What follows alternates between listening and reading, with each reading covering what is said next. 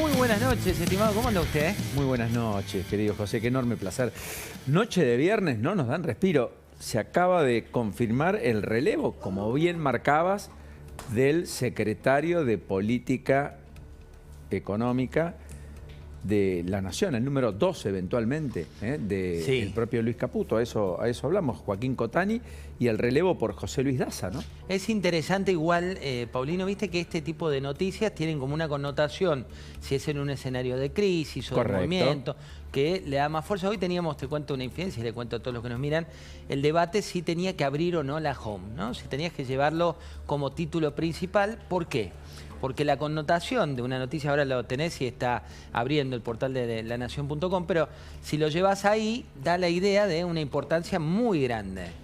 Y si es en un contexto que estaba previsto, que se va a fin de mes, que ya está el reemplazo, que viene otra persona, la delgada línea de cómo no asustar con un funcionario así, y cuando no es un motivo de crisis, sino que tiene que ver con la familia, que vive afuera, estaba previsto desde el día 1 que así ocurriera.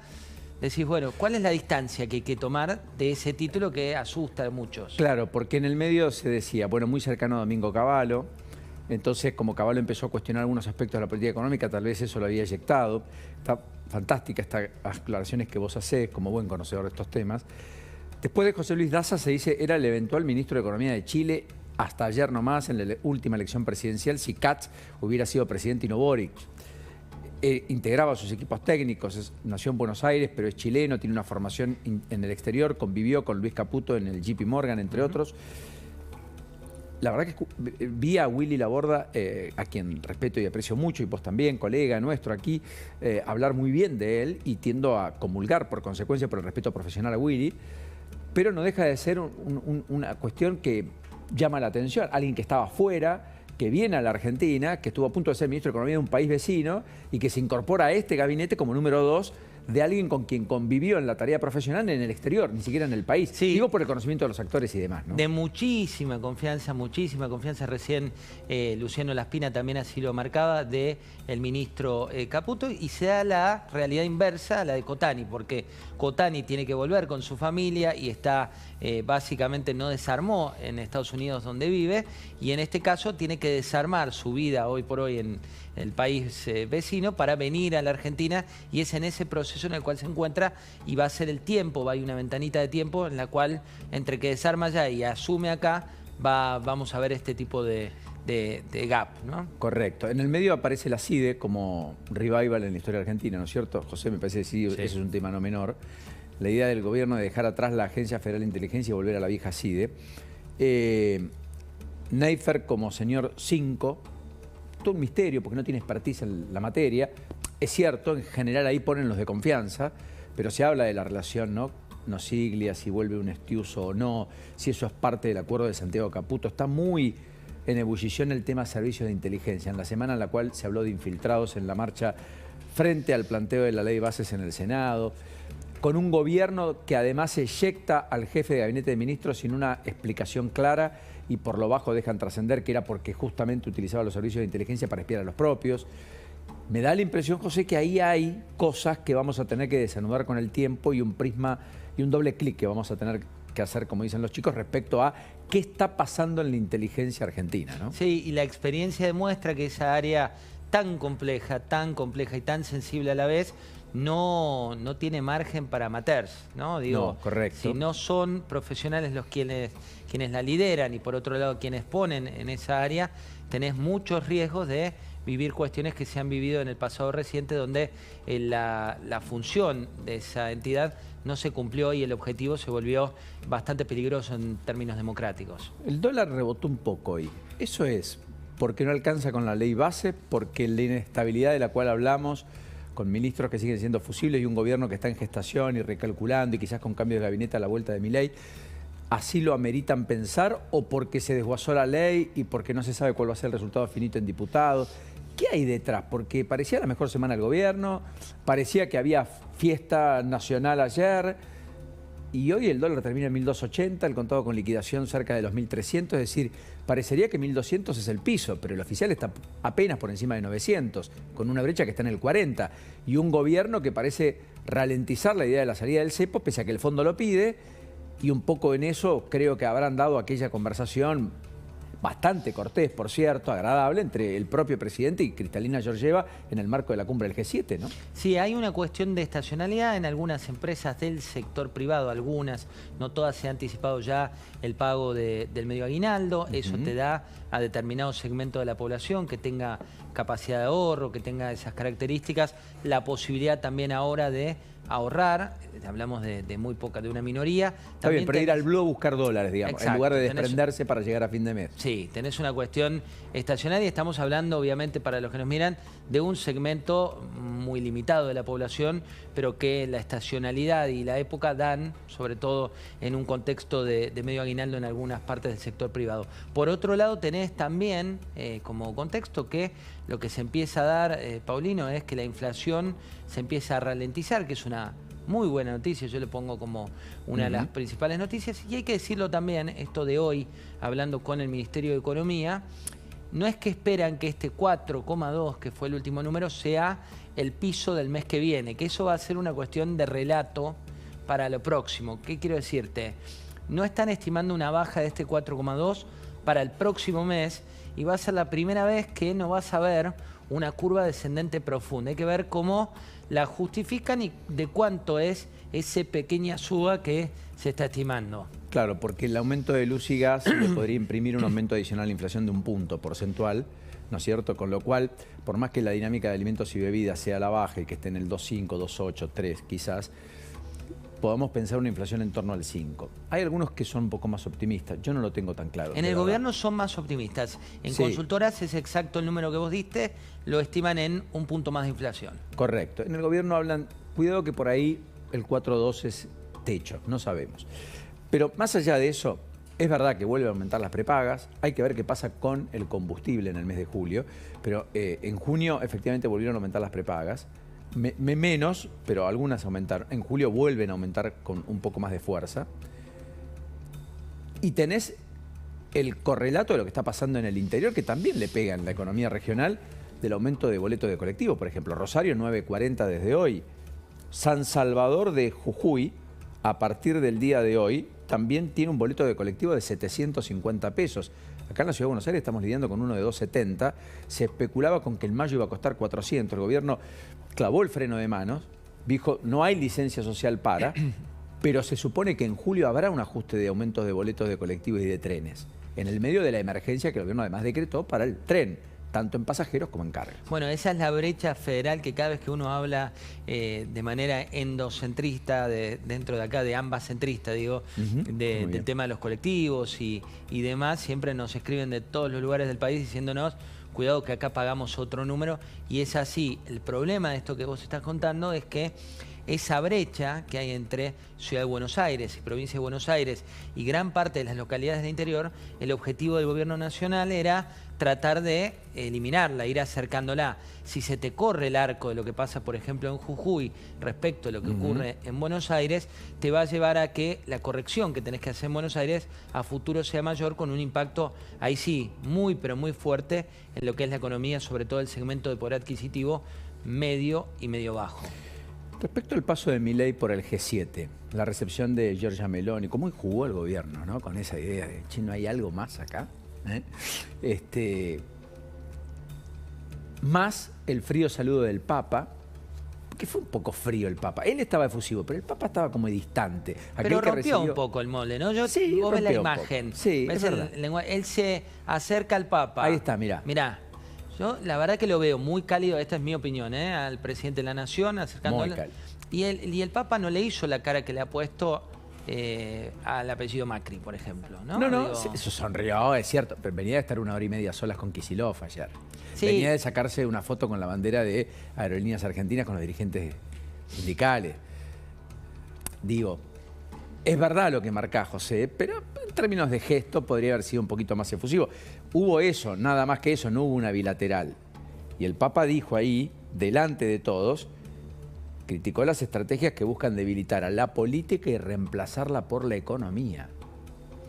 Sí, y la vez pasada le había valorado, ¿no?, lo que estaba planeando de economía. Ahí tenés la foto con Kicillof de un Papa que muchas veces se lo percibe como papa peronista, ¿no? O en este caso... Y abreva en esa idea, ¿no es cierto? Estas cosas abrevan en esa idea. Ahí vemos la foto esta, ¿no? Con un Kicillof sonriente, con una mirada de respeto. Hay que ver, yo no me acuerdo ahora las declaraciones, pero no creo que haya sido muy amigable en adjetivos Kicillof por su postura con el Vaticano en otras épocas, con la postura de un papa y demás. Y en este caso, a ambos se los ve, sí, a uno ya en modo campaña. Correcto. Y al otro, la verdad que también con una mirada bastante más agradable que la habitual cuando recibe políticos. Es cierto que hubo distancia con Lula, ¿no es cierto? Distancia en la primera agenda internacional que comparten. Y por sobre todas las cosas, lo que sí está claro es que la distancia entre Giorgia Meloni y Macron dominó un poco la cumbre del G7, ¿no? La cara de Giorgia Meloni a Macron cuando la va a saludar, tremendo, porque en general había una rispidez sobrevolando. Miren esta imagen. Miren la imagen. Pero aparte, no sé si te da la sensación, son como dos... Miren la cara de Giorgia Meloni. Dos Giorgia Meloni. Cuando mirás, son como dos personas, ¿no? Eso, muy con bien. Macron, así, y ahora vemos la otra imagen, que está bien, el gobierno jugó con esto y tal, pero la verdad que el lenguaje gestual existe, ¿no? Claro que existe, Y la afinidad, y inclusive las versiones anteriores, bueno, tiene que ver más con la cuestión privada, pero me intriga qué le dijo el presidente que rompe un poco el hielo, que no le ocurrió lo mismo a Macron, ¿no? Claramente. Bueno, ella está separada, ¿no? Él también. ¿A dónde va, Paulino? Mire no que sé, a lo hoy que jugó el gobierno. ya me metió en problemas Luis Novarecio, le pido por favor que no me meta no sé usted el problema que lo mete Novarecio, el problema no es. Yo lo único que digo, el gobierno juega con esa idea, de verdad lo digo. Nos reímos un poco, estamos en clima de viernes, pero vale la pena. El gobierno jugó todo el tiempo con eso, toda la cadena de trolls, etcétera, jugaron con eso. Tenés lo del Gordo Dan, perdón, amablemente, porque así se hacía llamar por Twitter, es el que está a cargo de la campaña del gobierno en términos de redes sociales, ¿no es cierto? Hoy publica algo como diciendo, miren, es tan importante Milei para el mundo que hasta lo invitan a la cumbre del G7 sin pertenecer a la Argentina porque está Milei. Bueno, varios le recordaron que fue Alberto Fernández invitado, ¿no? Sí, un y Alberto que también Fernández participó en la cumbre del G7 pese a no ser parte del G7. Y que cada vez que hace declaraciones, no sé si leíste la última cuando hablaba de Milei destruyó en 5 meses lo que yo hice en 4 años, conceptualmente era parte del concepto, es como el mejor aliado para un Javier Milei, ¿no? Que salga a la cancha Alberto Fernández, que haga este tipo de declaraciones, inmediatamente se le llenó el campo de trolls hablándole de la foto, de la historia, de la pandemia, del vacunatorio, bueno, todas estas cuestiones que cada vez que sale a la cancha le retrucan directamente. Un abrazo enorme al querido Jorge Lanata, ojalá se reponga y rápido, vas a coincidir conmigo, quedó internado en el hospital italiano, tuvo durante un estudio un infarto, esto es lo que ha trascendido, la familia dice que está bien, pero sobre Lanata hay una mirada atenta respecto a su salud, pese a su corta edad, poco más de 60 años, desde hace ya un buen tiempo, así que Jorge es lo mejor. Y después lo otro, la muerte de Gregorio Goyo Pérez Compán, ¿no? Uno de los hombres más relevantes, más importantes en el mundo empresario de la Argentina, que vos conocés mejor que nadie, José, a los 89 años, en medio de una sucesión como ya hemos conocido los que hemos leído un poco en el detalle, pero es un emblema del empresario nacional. Sí, es uno de los apellidos que, cuando vos decís apellidos, viste que siempre hablamos de actores políticos que tienen mal posicionamiento y demás. Cuando hablas de empresario, lamentablemente la connotación que se le suele dar, lamentablemente no, sino que es lo que dicen la opinión pública cuando se pregunta, suele ser muy mala. En este caso puntual, es como una excepción a la regla. Hoy, si leías con detenimiento los comentarios de gente que trabajó con él, sí, de gente cercana, mucho laburante que empezó la carrera en Pérez Compán y que de golpe le hizo la casa, lo ayudó a construir, lo mandó a estudiar, le ayudó con el tema de la salud de su familia. Digo, la cantidad de comentarios genuinos, sinceros y muchos también hablando de la simpleza de un hombre grande. Un hombre grande no me refiero de edad, sino a alguien que gestó y llegó a tener más de 20.000 empleados y demás, y que vos lo veías en la cadena de heladerías de Munch y su mujer por ahí sirviéndote café a sus clientes de la pyme que tenía su mujer. Sí, me hace acordar a Alfredo Coto cuando una vez en la costa me tocó encontrarlo en una caja cobrando, haciendo la función de cajero. Y yo pensé, no puede ser Coto, lo miré 3 veces, no puede ser, no puede ser. Bueno, Gloria, la mujer de Alfredo, lo mismo. Viste que son gente que vos ves y vas a una sucursal y te los cruzás y están mirando y saludan al cajero y se acuerdan el nombre y están, digo, sí, es gente que ya no hay. Pocos, ¿no? Pagani, no sé cuántos más. Pagani, bueno, de esa generación... Eduardo Unequian también es otro apellido que es emblemático. Arriba de los 80 además también. Exactamente. Hay una generación también de los 80, pero no la del 80, sino de más de 80 que están, sí, señor, que están muy activos, y Unequian es uno de esos casos también. Yo lo que sí tengo claro es que independientemente de si llegamos a los 80 o no, vos hoy tenés que cenar, yo tengo que seguir adelante con la noche. Está Fátima Silva, que es un enorme placer tenerla. Está Lourdes Marchese, como habitualmente los viernes, además con mucha información. Lourdes. Y sí, porque hasta la noche seguimos con el tema Comodoro Pi, por el tema de los detenidos, Paulino, que en este momento la jueza decidió, pasadas las 9 de la noche, escarcelar a 17 de los imputados y dejar detenidos a 16, porque justamente hoy fueron todos, ayer fueron indagados aquellos que habían sido detenidos por la Policía Federal. Estamos hablando de los disturbios del miércoles en el marco de la sesión en el Senado. Exactamente. Y hoy, en ese contexto, declararon todos aquellos que habían sido detenidos por la policía de la ciudad, porque la justicia de la ciudad se inhibió de entender y le mandó todo a la jueza Servini.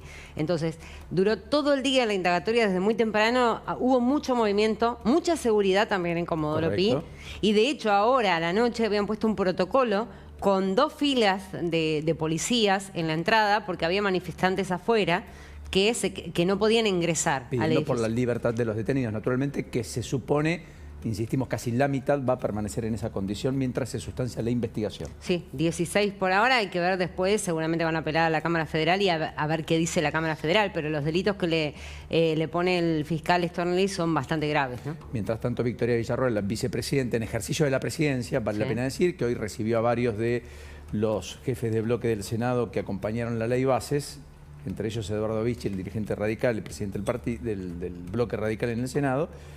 Presentó una denuncia por los daños sufridos en el Congreso. Dijo, definitivamente, se terminó el país de los violentos, lo comunicaba por tuit, en el ejercicio de la presidencia, la vicepresidente no haciendo lugar a que eso vuelva a repetirse y jugando en entente, creo, con Patricia Bullrich, que por otra parte va a ser noticia mañana, yendo a El Salvador a un encuentro con Bukele a indagar sobre las cárceles de máxima seguridad, quizás para adoptar el modelo, tal vez, no lo sé, a una idea incipiente, particularmente en las afueras de Rosario, a propósito de la violencia que allí se ha gestado y que el gobierno está dispuesto a batallar y combatir como casi efecto de demostración de que cuando se quiere, eventualmente se puede. Creo que ahí tenés información más que inferencias, me parece.